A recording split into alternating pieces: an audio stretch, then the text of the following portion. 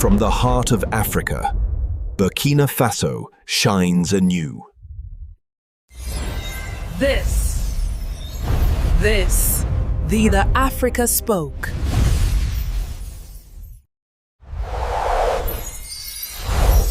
Don't forget to subscribe for more powerful African stories. You ever just stop and wonder why it's harder for an African to visit another African country than to visit Europe?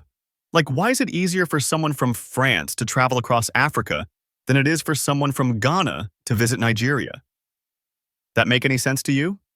Yeah, me neither. But this week, something wild happened, and I'm not exaggerating when I say this might just be the moment the game starts to flip. Burkina Faso's president, Ibrahim Traoré, young, military, anti-establishment, stepped up to a podium and basically said, "Screw the borders." That's not a quote, but it might as well be. He said, "One government, one currency, one passport for all of Africa." That's not a slogan. That's a blueprint. And the way he said it, calm, direct, no fluff, just boom. Now, hold on. I know what you're thinking. We've heard this Pan-African unity stuff before. They always talk big, then nothing happens. Fair, that's real. But this time, something feels different. Because this guy? He's not just talking. He's already kicked out the French military. He's said no to IMF loans. He's teaming up with Mali and Guinea like it's the beginning of a new bloc. And now he wants to turn 54 nations into one? That's not just bold. That's war-level talk, not war with guns. War with the old world order. And here's the twist. A whole lot of young Africans are standing up and saying, "Finally." Meanwhile, the old heads, the politicians, the diplomats, the ones with offshore accounts and ties to Paris, they're panicking. Because if Traoré's vision even gets close to real, the whole power game flips. So here's the real question. Is this man a visionary, a rebel, a problem, a savior? Or maybe he's exactly what this continent has been waiting for. You know how sometimes a speech goes viral and people forget it in a day? Yeah, this wasn't one of those. Because the second Traoré dropped that mic, one government, one currency, one passport, the internet didn't just react, it ignited. TikTok was flooded. X posts came in by the second. People weren't just quoting him, they were remixing him, drawing Afro money designs, sharing mock-ups of a passport with a Pan-African eagle stamped in gold. You could feel it. This wasn't just trending, it was personal, especially for young Africans. Because honestly, we've been hearing about Pan-Africanism in books, in dusty classrooms, in vague speeches. But here was a guy, our age, our time, saying it like it was a battle plan. And finally, someone was talking like they actually meant it. Meanwhile, behind closed doors, the tone was very, very different. In government offices across the continent, ministers were texting each other like, "What the hell just happened?" Some diplomatic channels went dark for hours. Others were lighting up with panic. Because here's the thing, Traoré didn't run this through any African Union committee. There was no soft launch, no regional vote, no gradual rollout. He just said it, and said it in public. That freaked people out. Presidents who've spent years guarding their national sovereignty, some of them backed by foreign military aid, by old colonial ties, they weren't about to clap. They were quiet. Too quiet. Here's the twist. That silence? It's louder than any applause. Because when a leader says, "We're tearing down every border," and the first reaction from other leaders is dead air, that's not confusing, that's calculation. Everyone's doing the math. If Africa unites, where does my power go? What happens to my deals with the IMF?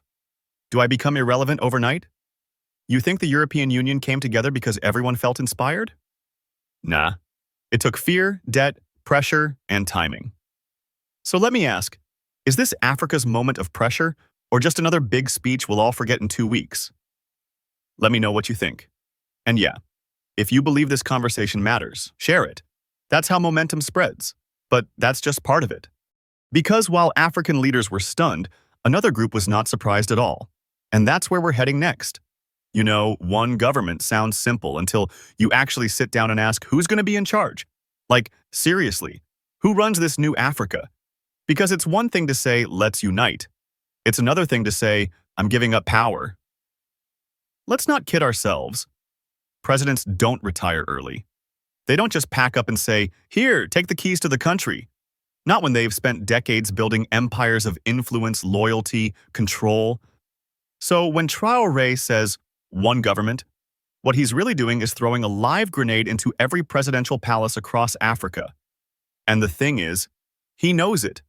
Think about it. If we actually had a central African government, would that mean a single president, a rotating leadership, a parliament with 54 angry voices? And how do you merge democracies with dictatorships, monarchies with military juntas? You can't just copy-paste the EU model. Africa isn't Europe. It's bigger, it's messier, and it's been cut up, used, divided longer than most people care to admit. And maybe that's exactly why Traoré said it loud. On purpose. No process. No vote. Because if he whispered it, no one would have listened. But say it loud enough, you wake people up. And when people start imagining a new system, the old ones start shaking. Here's what's wild. This idea of a united Africa? It's not new. Nkrumah said it. Gaddafi tried it. Even Sankara dreamed of it. But back then, it was always this distant dream, a maybe someday thing. Something you say to inspire students at a university lecture, not to actually build next quarter. Traoré flipped the script. He said, "Now, not later." And that freaked people out. In the US, states had to fight a war just to become united. Some didn't want to give up their own rules, their own currency, their own pride. Sound familiar? So what if Traoré's challenge is like that moment before the storm? That messy, dangerous, chaotic space before something big shifts. Would you risk everything for unity? Or cling to what little control you already have? Drop your thoughts, don't hold back. This is the moment we need real opinions, not silence. And here's the deeper cut, because once you start talking about one Africa, you're not just talking politics anymore. You're talking about identity. Who we are, what we've inherited, and what we're willing to let go. And that's where this gets really personal. Let's talk about the money, because let's be real. Nothing changes until the money changes. You can wave all the flags you want, sing unity songs, march in the streets with slogans, but if your economy still runs on a currency designed in Paris, are you really free? That's the question Traoré's trying to answer. His vision? A single African currency. One name, Afro money. And before you laugh or roll your eyes, ask yourself this. Why are so many African countries still using currencies tied to their former colonizers? Why is the CFA franc still a thing in 2025? Why do African banks still have to route transactions through European systems? Make it make sense. Now here's the beauty of Afro money, at least in theory. No more exchange rate chaos, no more dollar dependency, no more needing euros just to do business with your next-door neighbor. If we had one strong, stable African currency, we could finally build a self-sufficient economic bloc.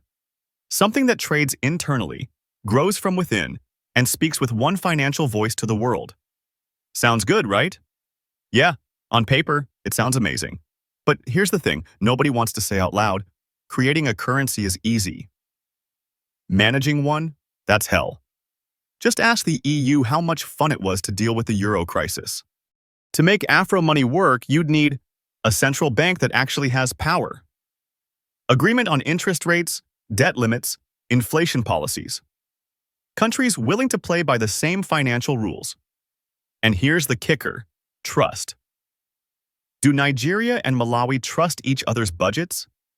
Would Ghana want its economy tied to Sudan's inflation rate? Would South Africa risk its reserves because another country mismanages theirs? These aren't small questions. They're the questions that break unions before they even start. When the euro launched, it nearly tore the EU apart. Greece defaulted. Germany got blamed. Trust eroded. It took years to stabilize. So what would it take for Africa to even try that? Do you think Afro money is a step toward freedom or a shortcut to financial chaos? Leave a comment. I want to know who's dreaming big and who's keeping it real. But here's what gives this idea real weight. People are tired. Tired of waiting for foreign banks to approve loans. Tired of using 3 currencies to do one business trip. Tired of watching their national currencies crash every time oil prices move. So maybe Afro money isn't just about economics. Maybe it's about dignity, and honestly, that might be the most valuable thing it could ever buy. All right, so we've talked borders, government, money, but now comes something even more personal. Identity, movement, belonging. Because let's say you've got Afro money in your pocket. Now imagine holding a single passport, a Pan-African passport that lets you live, work, study, do business in any of the 54 countries on the continent. No visa needed, no pointless bureaucracy, no, sorry, we don't recognize your passport, at a border 300 kilometers away from your hometown. That's the idea Traoré threw out there.